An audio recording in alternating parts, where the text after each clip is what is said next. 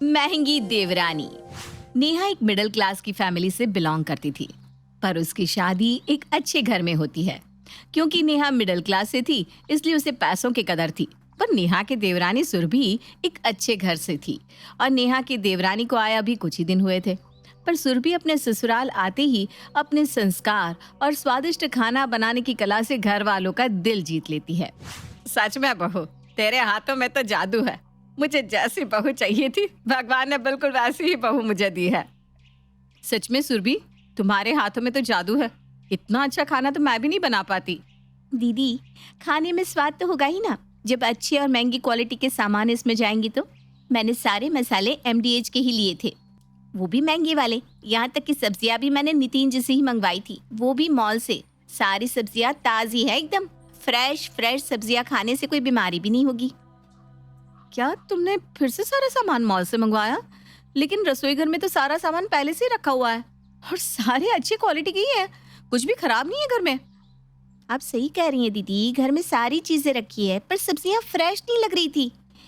एक आधी टमाटर तो पिचक भी गई थी और धनिया के तो कुछ पत्ते सूख भी गए थे। प्याज भी कोई बड़े थे कोई छोटे थे, इसलिए मुझे दोबारा से सारी सब्जी सारे मसाले मंगवाने पड़े। घर के सामान को देखकर साफ पता चल रहा है कि वो फ्रेश नहीं है।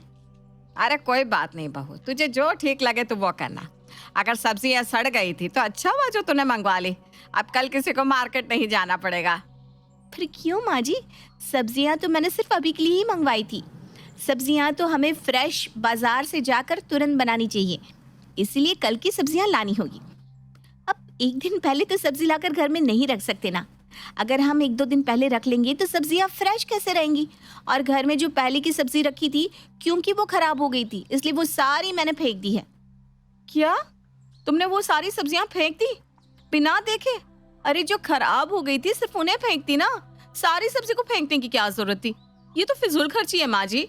अरे कोई बात नहीं बड़ी बहू, वो अभी नहीं है, उसे पता नहीं है। उसे जो ठीक लगा उसने किया, पर यहाँ धीरे धीरे तो उसे सब सिखा देना। चलो अब रात बहुत हो गई है, सब आराम कर लेते हैं। सुमित्रा की वजह से नेहा कुछ नहीं कह पाती। अब अगले दिन नेहा कपड़े धो रही होती है, तभी उनके दरवाजे पर लॉन्ड्री वाला आ जाता है।